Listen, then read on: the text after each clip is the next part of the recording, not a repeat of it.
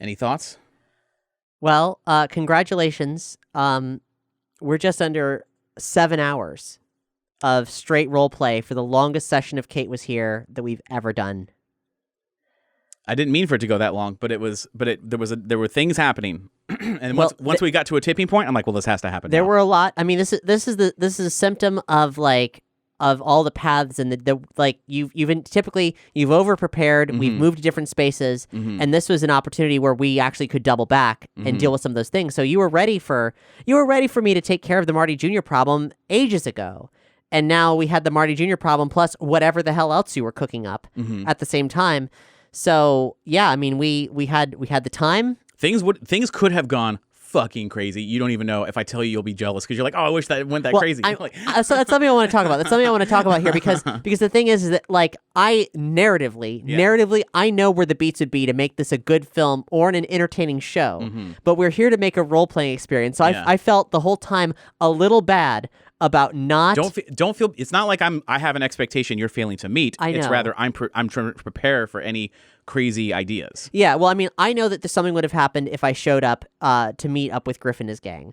I know there's like I can see every forking timeline and all the things that I don't know about what happened there, and it is staggering and also very exciting. And I'm extremely curious about what would have happened. I can't tell you because it hasn't happened. No, I know, and I'm not asking. I'm not asking until when it's over. It's over, and we can unpack as far as we want to, but it's not over yet.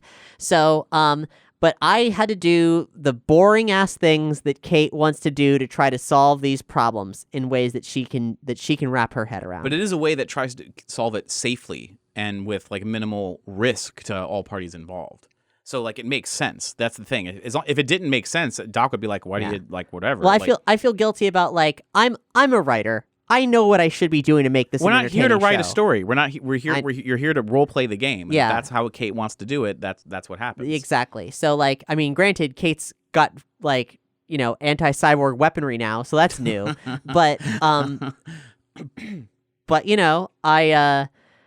I saw it. I saw those opportunities. I saw those forking paths, and I know that I made like at least a couple episodes in there worth of content because obviously for us, like the episodes have not been divvied up. I don't know what they are, but there's a couple episodes of. I don't know if the show's entertaining anybody anymore. If you like this show, can you let me know? Because I like. Hey, what's up, Tank? You listen. Like that's cool. Like, hey, how you doing? Is anybody else listening to this? Because I know that there's some episodes where you're like, okay, this is nice. Maybe they're solving a problem, but it's not like, but you could. I know everybody can watch these action-packed opportunities blazing by as Kate's like, no, I'm gonna like. We're gonna have a party. Yeah, I'm gonna do a nice thing now. Except like, and I'm gonna try to learn to stop lying all the time. Except that I can't help it, Betty Reese. Yeah. So,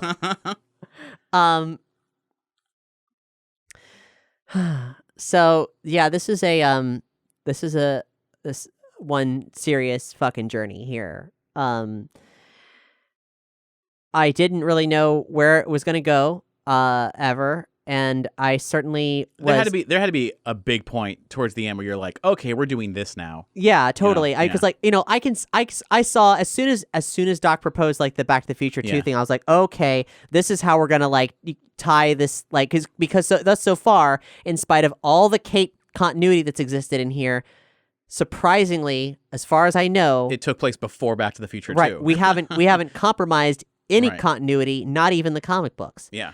So that's cool. This is an in-between cool. Yeah, of epic proportions, like 2 television series worth of content. Yeah. So it's a first of all, it still remains an exceptional feat, Doug, and I'm very, very impressed with what you've done. Thank you. It's staggering. And also, again, I apologize if I'm boring to all you folks listening out there. I'm sorry this isn't pure entertainment content. I want to know what happens. I want to have the adventures and take the risks, but Kate's a human being and she could die. It's all an experiment. So this is what happens when you introduce actual mortality to the events of something like Back to the Future. You try to solve things safely in a non-lethal way. Yeah, so yeah, so I saw things start to come together, and I was deathly afraid of like, oh no, like this show's gonna end with me trapped in my own timeline, like because I'll know what the hell that is. And I I'm mean, like always trying to avoid your other self or whatever. no. I mean like Oh, if trapped in.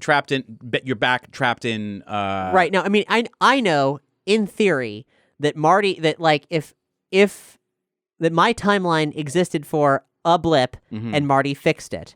So I come from a blip, and now I'm in a world where that blip has been smoothed over. Yeah.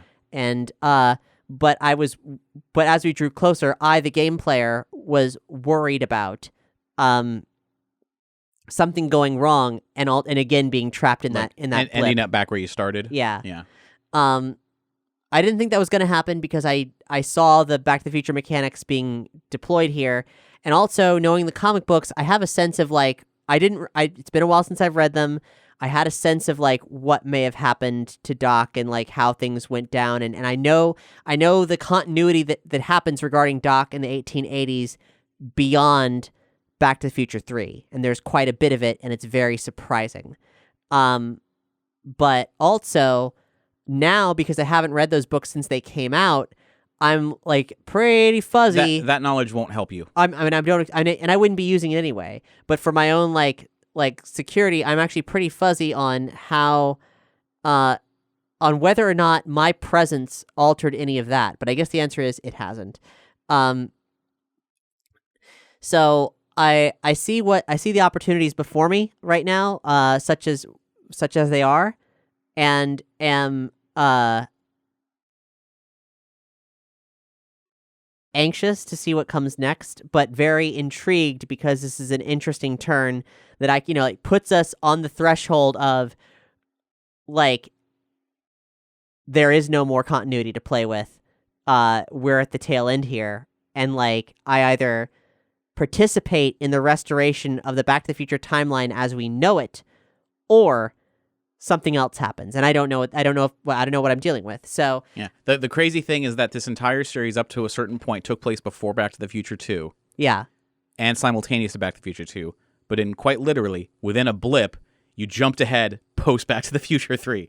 So it's like but before the actual end of Back to the Future 3. Right, before it says the end, but also after that in a weird way. Yeah. So time is malleable. Like that is things are weird, but yeah, this is newer. It's always been open territory where you could basically go and do anything. It's like I had so many contingencies for like crazy ideas and stuff, not knowing if you would do a crazy idea or if you would still be doing like, I'm going to play this like Kate would play this, playing it safe. And not to say that playing it safe, I'm not trying to say it's boring. I'm just trying to say that it is boring though. I'm just trying to say that your value like on protecting people and doing this is all lockstep within character. But I always over worry on like, hard right turns because you want to overcompensate because you think it might be boring for somebody listening. So don't do that. Just I haven't yet, and I guess I'm not going to start now. I mean, I'm sorry. You did pick a fight with Griff, like in the Cafe 80s, and well, no, even in the alleyway, like you straight up picked a fight with Griff in the alley, calling him out just to get a focus off of Marty Jr., which you did, and it worked. But that set off a chain of events of like the target has just shifted more and more and more onto the Ritchie family until it's like you kind of like you succeeded in saving Marty Jr. and the McFly family, but you accidentally fucked up like because you brought so much unwarranted attention over to them. Should have tried my white hat hacker solution, Doc. But at least the timeline is secure in where it is, with the exception of one looming threat on the horizon, which is the apocalypse. Yep. That's all we got to fix now. No big deal. Just become a fusion scientist to try to undo whatever happens here, or figure out if a supervillain is somehow responsible, or whatever the hell's going on. Yeah. Okay. But I think I don't want to say for certain. Next session might be the end. Wow. Okay. I don't want to say that for certain. It might be. It's going to depend a lot on choices that are made. This obviously went really long. I didn't expect it to go this long. So it may not be the end, or it may be the end. I have no idea. But we are getting down to the final countdown. Yeah. Cool. Are there any commentaries on where things went or didn't go that we can talk about, like about to decompress from this situation, this scenario? And not necessarily. You did surprise me and just being like, let's remove all the players from the board, have them in Doc's place, and like do like a party thing, which was fine and it's a good solution.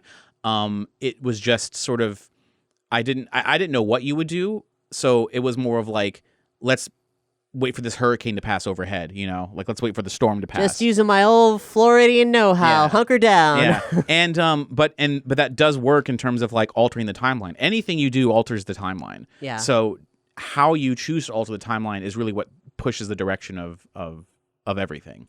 So things happened that I didn't anticipate to happen in terms of consequences. Like like your choices are obviously always unpredictable, but the thing that is interesting and entertaining to me is finding out on the fly what are those consequences. And when there's consequences that I hadn't even think of, but then start showing up, is like, oh my gosh, okay, so now this is where we're going. So it's been an interesting way to sort of follow those breadcrumbs towards something that we know has to happen at a certain point, but also it's still so open in terms of Kate's story. So yeah, it's been interesting, and I'm looking forward to where it's going to go, because there's a lot of things have been taken away now. There's a lot of options. Not necessarily options have been taken away, but a lot of like tools. We're down to limited things with limited knowledge. When Marlene asked about if there was any makeup missing, I was like, is Marty Jr. an egg waiting to hatch? And all I have to do is like help her know that she's trans, and she'll get confidence, and then she'll say no to Griff. I saw you light up for a second at that, of like, wait a minute, this might be I'm nudging in the right direction. I'm just like, it's worse than you think. It's like, it was a lot worse. Yeah. Griff is probably one of the worst versions of the Tannins. All things considered, most definitely. He's actually the most out of control. Yeah, and he's also arguably the most powerful because of his bionic implants. So it's like, he's a monster. Anyway. Yeah. But he's I put him down. Yeah. Now it doesn't count, and I don't know what's happened exactly. Maybe, but I should probably check up on that, see if he went to jail for doing it himself or something. Mm-hmm. But either way, we got time to figure all that out, and figure out where does Kate go from here. Yep. Well, see you next time, folks. Yeah.